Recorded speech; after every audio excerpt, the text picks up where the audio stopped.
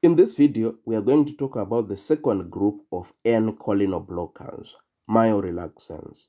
Myorelaxants can be classified into two groups, depolarizing and non-depolarizing. Depolarizing, we only have one, succinylcholine, and the rest of the drugs we will talk about are non-depolarizing, right? So what are myorelaxants?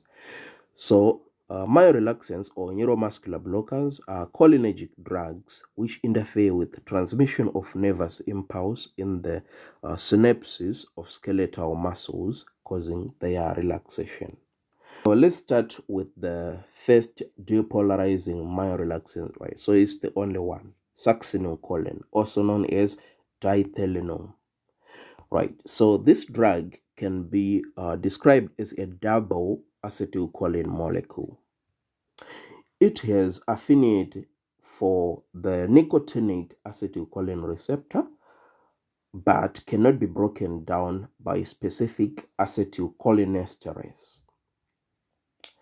Non-specific serum cholinesterase cleaves acetylcholine slowly so that an active concentration is maintained in synaptic cleft for 5 to 10 minutes, right? In comparison with acetylcholine is 1 to 2 milliseconds.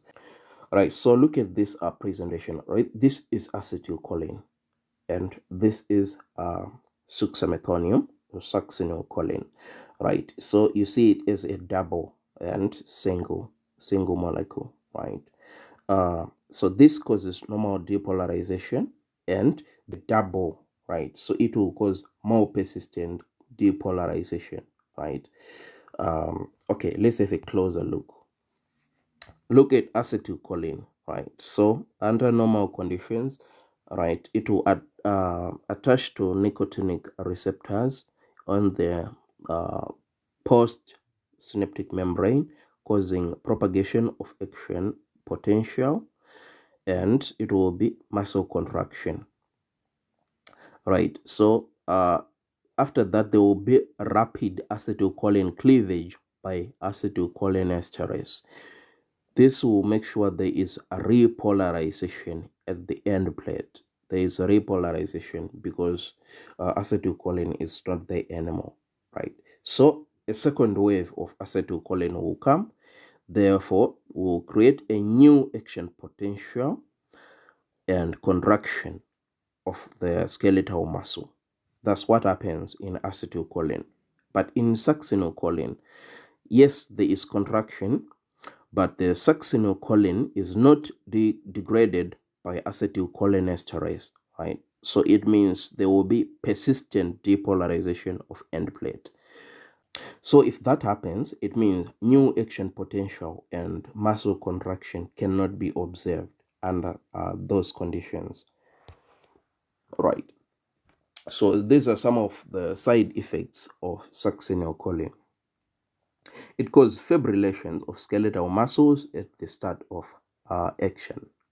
It causes hyperkalemia, leading to cardiac arrhythmia.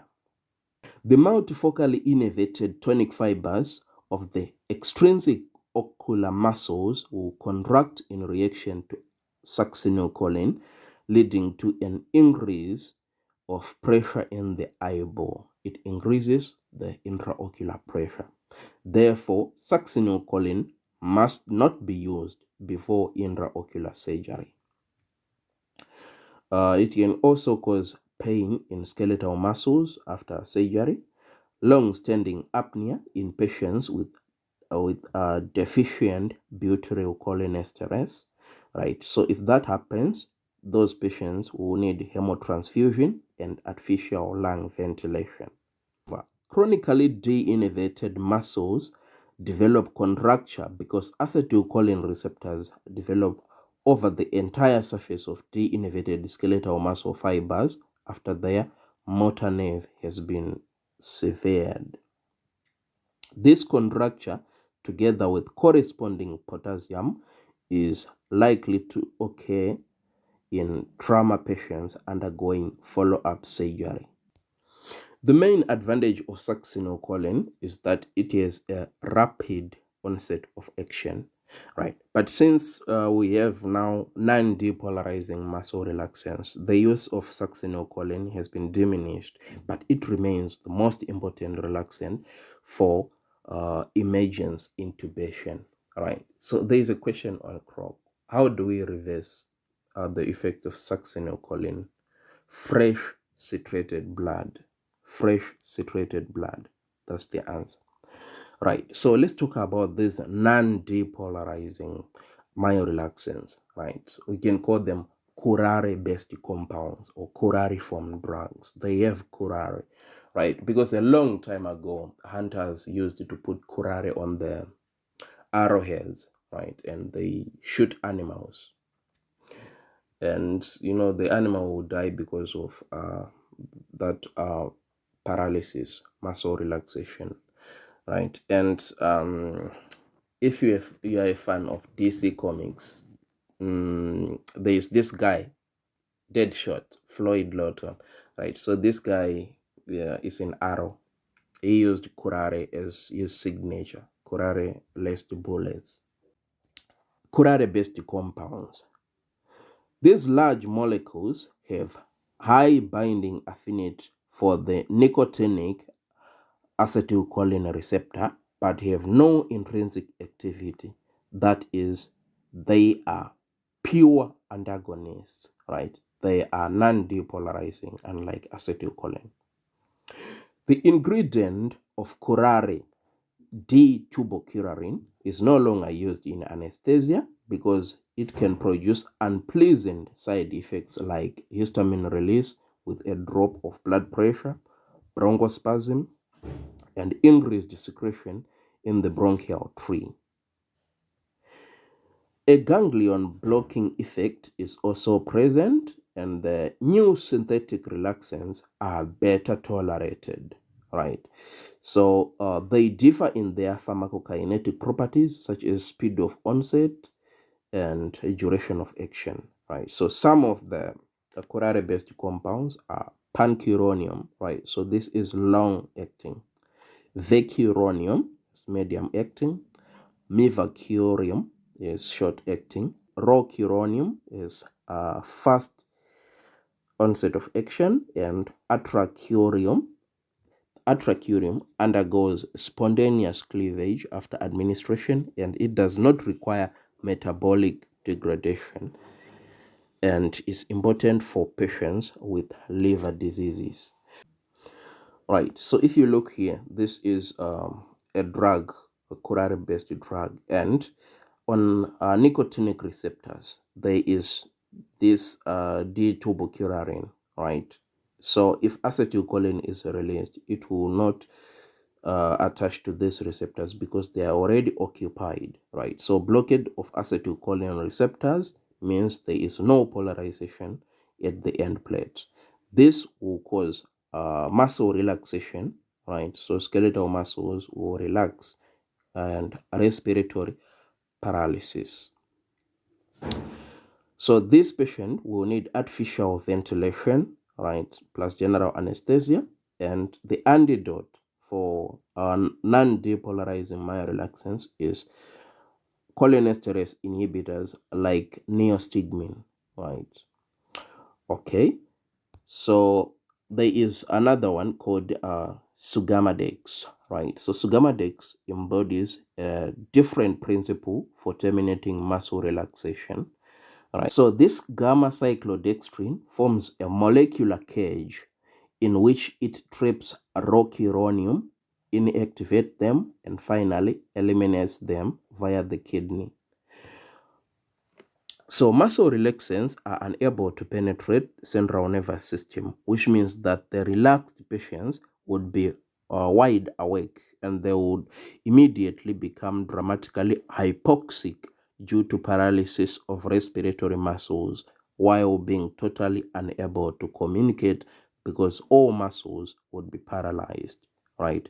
So in these patients, anesthesia and artificial ventilation are essential, right? Whenever we are using muscle relaxants, the anesthesia and artificial ventilation will be necessary. All right, so let's look at tubocurarine. right? So this drug is administered intravenously. It's not absorbed in the gut due to the presence of quaternary nitrogen atoms, does not penetrate central nervous system, and total myorelaxation will develop in 20 to 30 minutes and will last for about 20 to 40 minutes, which needs artificial lung ventilation. Restoration of the muscle tone will last 20 to 30 minutes. Indications is myorelaxation under the conditions of general anesthesia, seizures caused by seizure poisons, and some infections. The side effects include bronchial spasm and urticaria due to histamine release from mast cells. It also lowers BP, right, blood pressure, due to weak ganglia blocking activity. And this drug is contraindicated in patients with myasthenia gravis, bronchial asthma, and during childhood. Pancuronium. Right, pancuronium is a synthetic compound and is more potent than tubocurarine. It is a longer duration of action, does not cause release of histamine or ganglionic blockade. This drug may cause an increased heart rate and BP due to blockage of M2 cardiac receptors. Pipecuronium. Pipecuronium is similar to pancuronium, but this one does not cause tachycardia and does not increase blood pressure. The next is Mellictinum, right? It's an alkaloid. It contains tertiary nitrogen atoms. It is absorbed after oral administration. It is less potent than tubocurarine, but acts longer. This drug is used to treat neurological diseases with muscle spasticity. It may cause weakness and hypotension. All right, and is contraindicated in patients with myasthenia gravis.